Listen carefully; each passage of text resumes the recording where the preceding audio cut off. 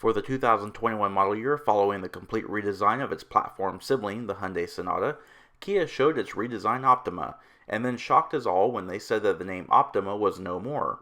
Going forward, the Optima will now be known as the K5, and from our initial looks, the K5 is an exceptional car. While the Kia website has not yet been updated, cars are starting to arrive at dealerships at the time of this recording. Also, at the time of this recording, you still cannot build, price your K5, or download brochures.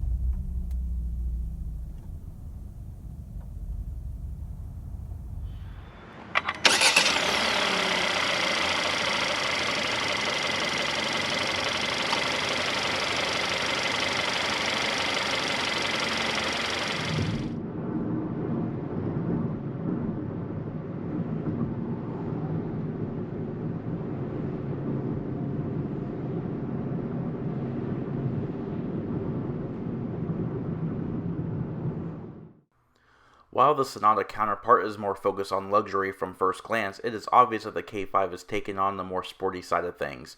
Pricing is shown at the left for our test car, a gravity gray metallic LXS trim with black cloth interior. We feel the LXS and the EX will be the more popular trim levels, with more powerful GT cars arriving later this year. All U.S. market cars are assembled at the West Point, Georgia assembly plant. Styling is heavily inspired by the Stinger, and while all-wheel drive is offered as a late availability option, our car is front-wheel drive, with power coming from a Gamma 2 1.6-liter dual overhead cam 16-valve turbocharged SmartStream G inline 4-cylinder engine. This engine is of aluminum block and head design with direct fuel injection and a 10.5-to-1 compression ratio. The engine features an industry-first adaptation of continually variable valve duration, which results in a performance boost and improvement in efficiency thanks to independent control of valve duration. The engine creates 180 horsepower at 5,500 RPM, 195 pound-feet of torque at 1,500 RPM. While no official road tests have yet been conducted, performance specs are estimated to be 0 to 60 miles per hour in 7.3 seconds, with 0 to 100 miles per hour reached in 20 seconds. Quarter mile is 15.6 seconds at 90 miles per hour, with the top speed electronically limited to 135 miles per hour. The Optima, K5, features a 15.8 US gallon fuel capacity and consumes an impressive 3.2 gallons per 100 miles driven, with an estimated total driving range of, get ready for this, 490 miles. EPA fuel economy figures are great as well. The EPA rated the K5 for 27 miles per gallon city, 37 miles per gallon highway, 31 miles per gallon combined. On my 15-mile mixed driving test, I achieved an average of 33.5 miles per gallon. Sadly, no manual transmission is available. However, there is also no CVT either. I'll pause for applause. The sole available transmission is a Kia Source 8-speed automatic with Sportmatic manual shift capability. We do have adjustable drive modes via the toggle switch on the console, which toggles in ours from Smart to Normal to Sport and to a customizable custom mode. And as we walk around the rear of the K5, styling is aggressive and sporty with a fastback style to it while retaining the classic 3-box design. I absolutely love the wraparound satin aluminum trim that divides the rear window from the trunk lid. The LED taillights are a bar design that stretch the entire width of the car, and while upper level trims will have a highlighted bar across the width, our LXS does not have this lighted feature, sadly. As stated, the taillights and brake lights are LED, while the turn indicators and reverse lamps remain incandescent. The top of the trunk is styled and formed in a way that results in a vestigial spoiler, which gives the car an aggressive look. Down below we have dual exhaust and subtle Venturi fins underneath. Walking along the profile, the K5 looks almost like an Audi A7 with a sportback design, yet as stated previously, it is not but rather a conventional 4-door sedan. The K5 sits on a 112-inch wheelbase with an overall length of 193.1 inches. Steering on the K5 is electrically assisted vehicle speed sensitive variable rate rack and pinion with 2.6 turns lock to lock and a 36-foot turning radius. Wheels are dark gray finish, 16 by 6.5 inch aluminum wheels with P205 60R16 Kumo Solus TA31 Plus tires front and rear. Brakes are 4-wheel disc brakes with 12-inch vented rotors up front and 11.2-inch rotors in the rear. Brakes are assisted by ABS, electronic brake force distribution, emergency braking, and traction control. They can halt the K5 from 70 miles per hour to 0 in 167 feet. And up front is where the K5 really shines. This is a love it or hate it look, and I happen to absolutely love the look of this car. Kia has retained their tiger nose grille, however, with a much more aggressive, almost Batmobile look to it that extends into the hood and headlight structures. Headlights are LED as standard equipment across the lineup with multifaceted low and high beams, highlighted by stylized heartbeat line LED light pipes that integrate turn indicators, parking lights, and daytime running lights. Overall, the K5 is 2 inches longer than the outgoing Optima it replaces, with a 1 inch longer overall wheelbase.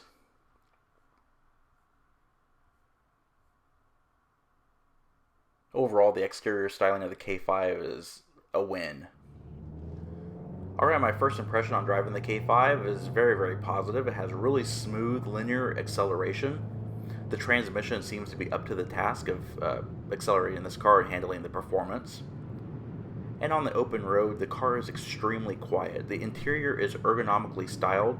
Everything wraps around the driver. I absolutely love the floating screen that actually isn't floating but seamlessly integrated into the instrument cluster.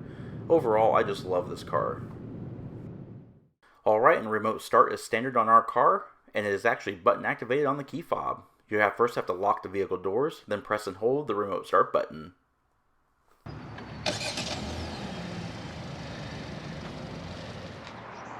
Alright, and this vehicle does have Kia's Intelligent Key Smart Key Access System, detonator style key fob. You have your rows of lock, unlock, trunk, panic, and your remote start button. But anyway, to operate the keyless remote, by keeping the key fob in your purse pocket, you can lock and unlock the vehicle doors.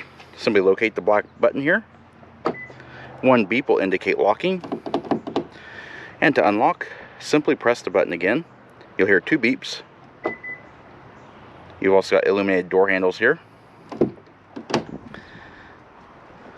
Alright, and inside is a all new interior.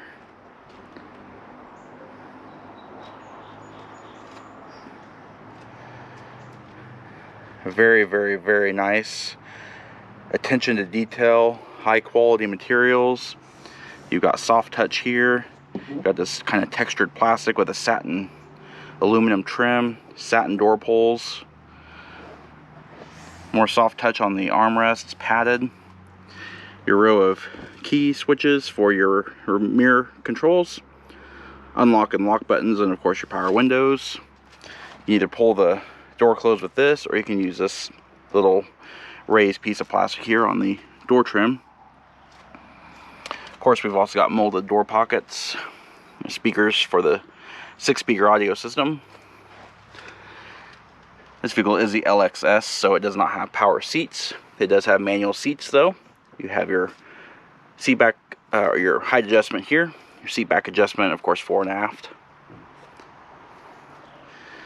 Alright, let's take a look at the seats. Black cloth. So far the seats are very comfortable, very supportive.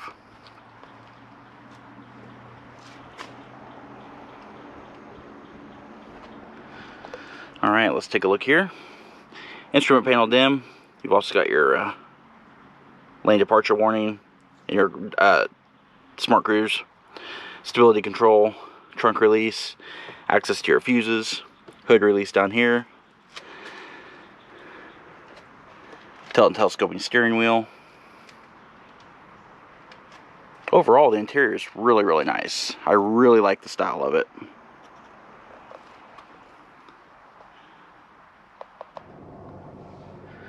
Alright, now we're going to pan through the interior and we're going to show more details. As you can see here, nice, fluid, easy to use, power assisted steering.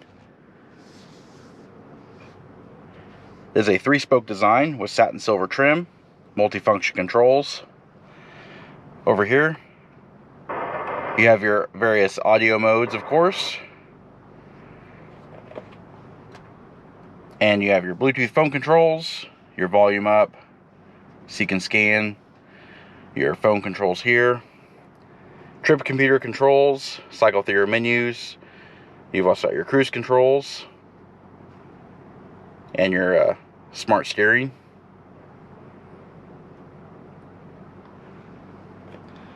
Before we take a look at the instrument cluster, you can see here all new switchgear. Nice new solid feel. Wiper controls over here.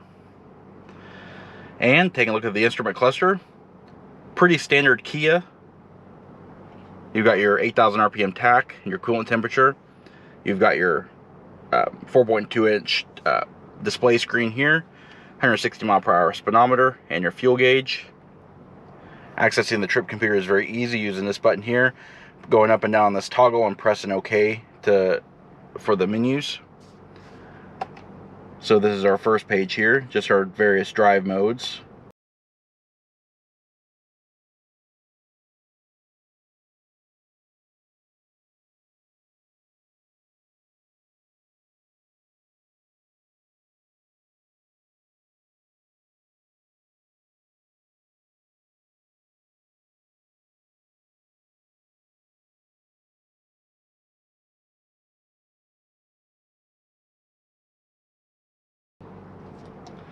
Pretty comprehensive little trip computer and driver settings. Alright, let's pan over the top of the dash. Nice hooded binnacle, but you can see your actual instrument bezel extends out into this floating display that's actually very, very nicely integrated. It doesn't actually look like a blob just sticking up. It actually looks very purposeful. That's something I really, really like. This is an 8-inch touchscreen display. AM, FM, Sirius XM satellite radio capable. Nice big touchscreen here. You've got your various menus here. Radio, your media types, seek, track, and setup. You've also got your seek and scan, power and volume, all kinds of things like that. Alright, as you can see here, I got my phone here. No wires. This does have Apple CarPlay. It's wireless. So as you can see, no cables connected, and you do have your full access of Apple CarPlay.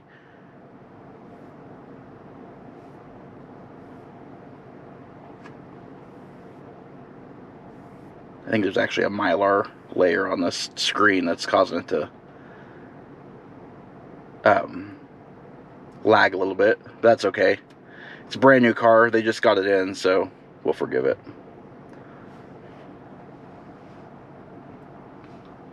Alright, also, of course, the display screen, by placing the vehicle in reverse, does activate your reverse camera. We do not have a 360-degree reverse camera, but that's okay. We do have active guidance lines. Nice clear display as well. Moving the gear lever out of the way here. Down below, push to start. You've got your air vents right here, hazard warnings, dual zone climate control,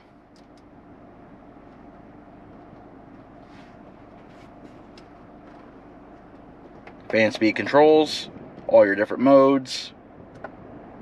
You have various auto levels as well, which is kind of nice. Alright, and down below, 12 volt, 180 watt power outlet here. You've got a USB port and a charging USB port. Classic T-handle style shifter that looks like it's lifted directly out of the Stinger. Dual front cup holders. Auto hold, electronic parking brake, drive mode select. Little storage area here. You have a padded armrest. Inside is a nice deep storage area.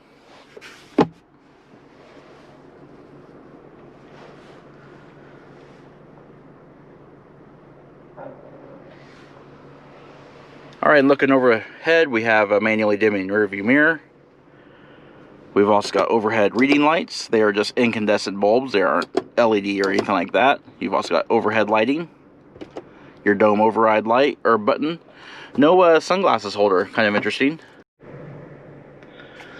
Alright, looking overhead.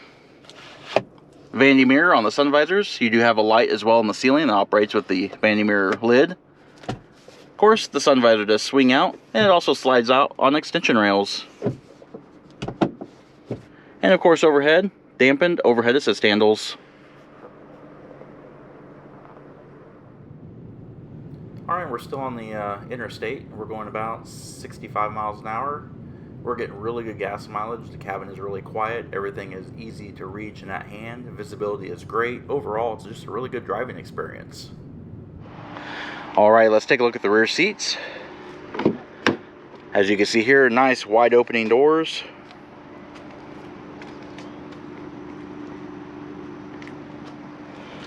Rear doors carry kind of the same styling theme as the front doors, with the exception that there's some more hard plastics back here, more than the front.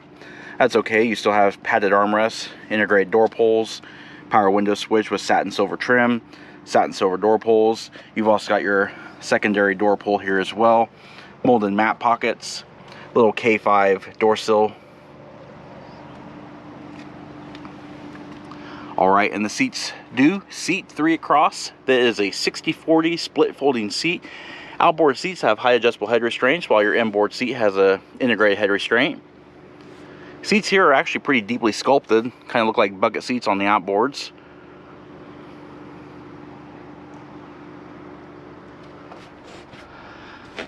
Center armrest does fold down. Nice padded armrest with dual cup holders. Overhead ceiling lights, overhead assist handles with coat hooks. Seat back mat pockets on both seats, which is nice. However, there is no rear seat air vents. Now, the seats do fold. However, annoyingly, you have to go to the trunk to release them. So we'll do that now. And in the trunk, very easy to see here, is your seat release for both sides. All right.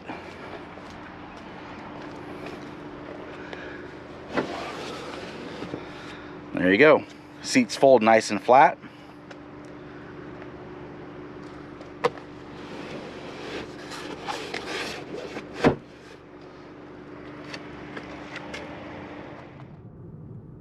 Even in the city or even in towns where the roads aren't as smooth as on highways, the K5 actually soaks up the bumps pretty well. The cabin does remain quiet. The steering feedback remains very, very positive.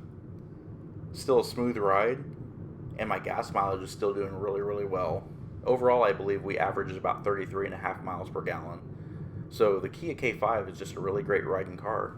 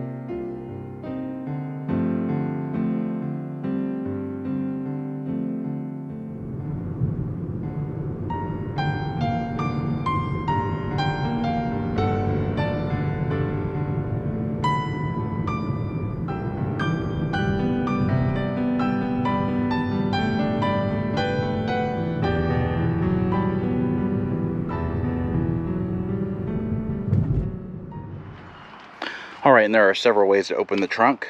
You can use the trunk release button mounted below the switch bank here on the driver's knee bolster. You can also press and hold the key fob button, middle one in the 3 rows here. Just press and hold that.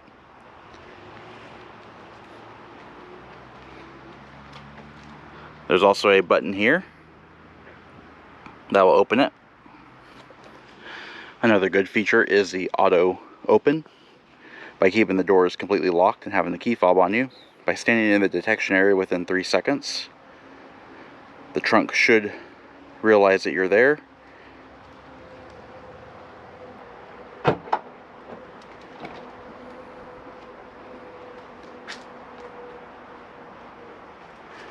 Alright, looking inside the luggage area, as you can see here, it's very nice and spacious. Nice flat load floor. Got your car mats here, your floor mats here. Seat releases. Trunk has 16 cubic feet of storage space. Underneath your floor mats reside your compact spare tire with jack and tools.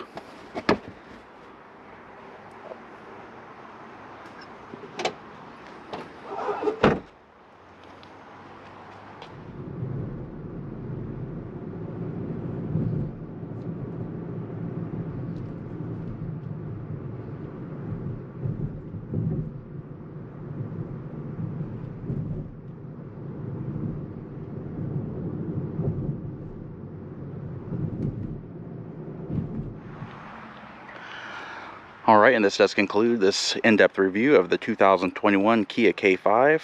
We hope you liked the review. If you did like it, please comment down below. Also, don't forget to hit the like button and subscribe. And of course, check out our Facebook page at facebook.com/neighborhoodcarreviews. And our Instagram page at BrensoJ1. And of course, as always, thanks for watching.